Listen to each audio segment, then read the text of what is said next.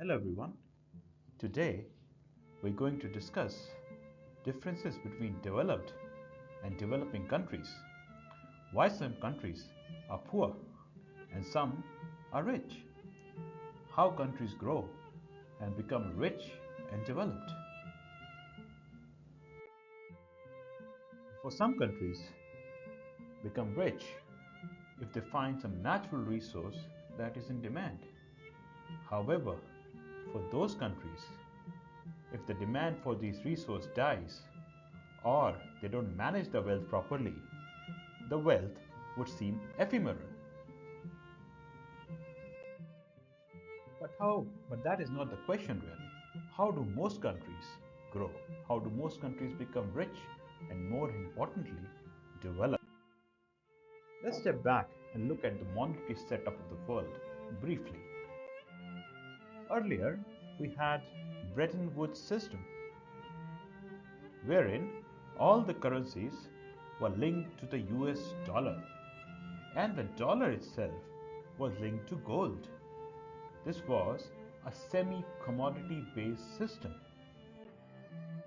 In this system, the credit or money supply was always restricted. Why?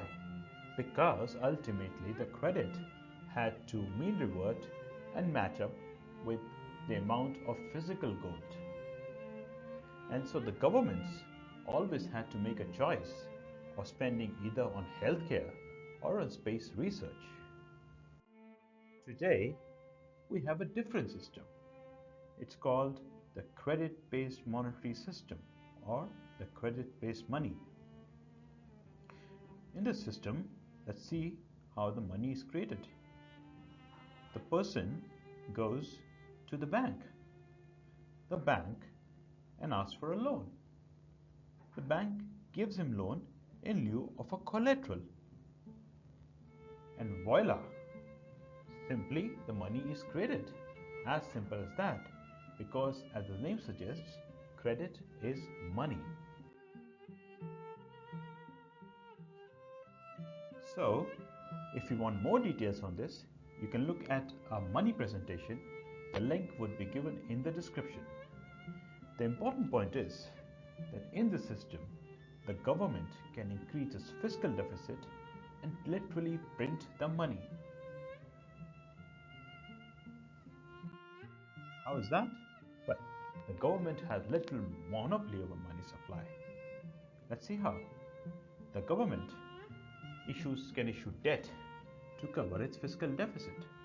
The debt would then be bought by the Federal Reserve of United States or any central bank by printing freshly print money. And that money would be provided to the central government or the federal government, and voila, the Fed has given the central government freshly printed money. This is also known as QE or quantitative easing in modern context.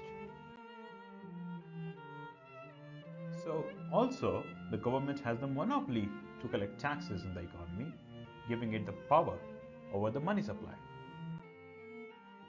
So why are countries poor? Can't the government spend a lot of money on, let's say, healthcare, poverty alleviation, and remove poverty? Well, then there are issues in this. And what are they? The biggest are what we call boundary limits. And what is that? They are simply supply constraints on the factors of production. And if they are not addressed, they can lead to inflation. And inflation actually leads to wealth transfer from poor to rich, which is the opposite of what the government was initially intending to do. Again, the details on this whole process you can find in the presentation that is linked to the inflation given in the description. Let's understand a little more detail.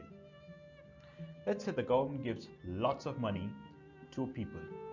The demand of the goods will increase. However, the supply cannot match up to that demand. And why is that? Why can't the supply match up to the demand? If there's demand, why can't industrialists bring the supply online to ultimately match up with the demand? Here's why: the lack of skilled human capital. Single biggest reason.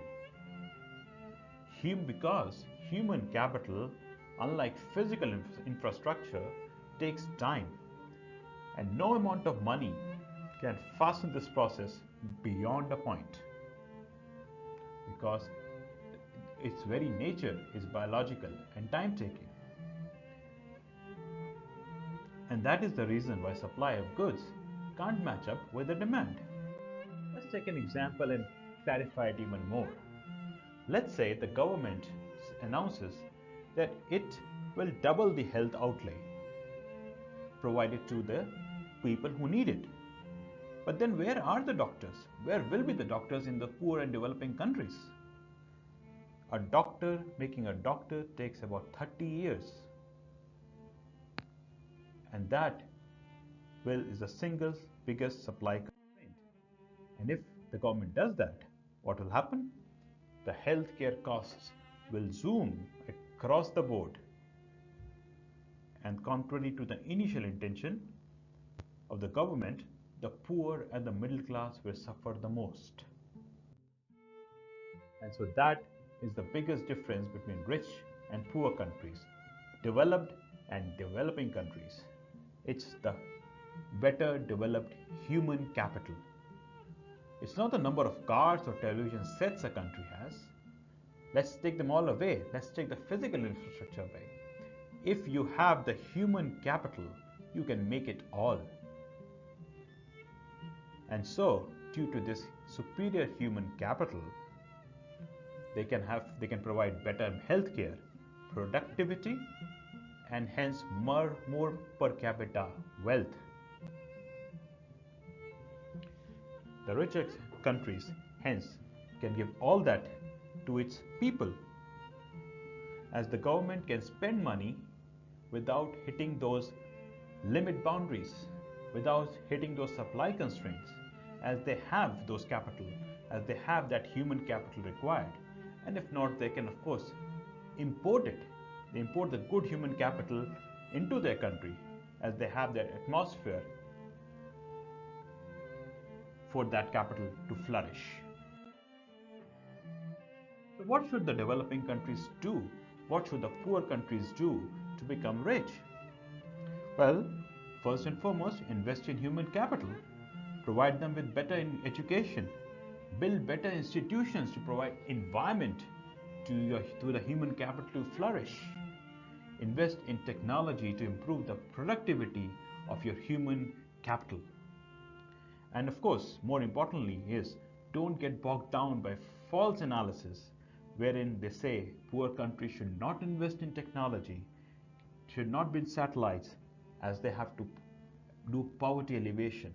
Both are interlinked, and in today's credit-based monetary system, both can be done by the government. But always remember, investing and creating human capital is a slow task. It will take time, and so development of the country takes time. It takes time for the poor country to grow and develop, even if they are on the right path. So in summary, why are some countries poor and some rich? Except for the countries that become rich ephemerally due to natural resources, the main reason for some countries to become rich and developed is high quality of human capital. This enables the country to achieve higher productivity, and it removes the supply constraints from the factors of production for those countries to achieve the developed status. So thank you all for watching this presentation. Do subscribe if you like the content. If you want details on other factors, do check the links given in the description and comment in case of any queries. Thank you very much.